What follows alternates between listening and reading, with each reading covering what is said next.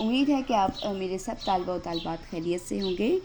اور آپ کو پتہ ہے کہ پچھلی ویڈیو میں ہم نے نظم نمبر 5 جماعت داہم آدمی نامہ کا جائزہ لیا تھا. اس کے بعد جو تھے ان کا اشعار کا جائزہ لیا. اور اب ہم قواعد شناسی اور زبان شناسی کی طرف آتے ہیں.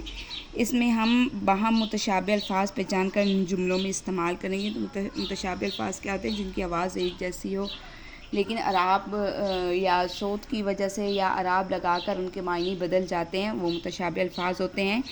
تو ان میں کیا ہے؟ ذلت کا مطلب ہے رسوائی. ظلم کرنے والا آخر کار ذلت کا شکار ہو جاتا ہے. اور دوسرا ذلت کیا ہے؟ زوال سے جو ہے اس کا ہے گمراہی. علم کے بغیر انسان ذلت میں مبتلا ہو جاتا ہے.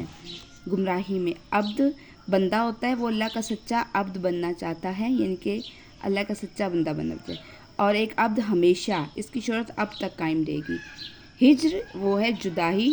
ہجر کی راتیں بہت طویل ہوتی ہیں. اور ہجر کیا ہوتا ہے؟ حجر اسود پتھر، یعنی کہ حجر اسود خانہ کعبہ کا ایک مقدس پتھر کا نام ہے. اور بات کیا ہوتی ہے؟ ہوا. باد صبا نے پھولوں کو جھومنے پر مجبور کر دیا. اور ایک بات پیچھے کا دور، وہ سفر کے بعد آرام کرے گا. امید ہے آپ کو یہ ایکسرسائز جو ہے، یہ مشق جو ہے وہ سمجھ آ گئی ہوگی نظم آدمی نامہ کی. اور انشاءاللہ ہم اگلی جو ویڈیو ہے اس میں ہم نظم نمبر 6 وغیرہ کا جائزہ لیں گے. اور اس میں ہم نظم نمبر 6 کی جو ہے اشعار کی تشریح کریں گے. اللہ حافظ.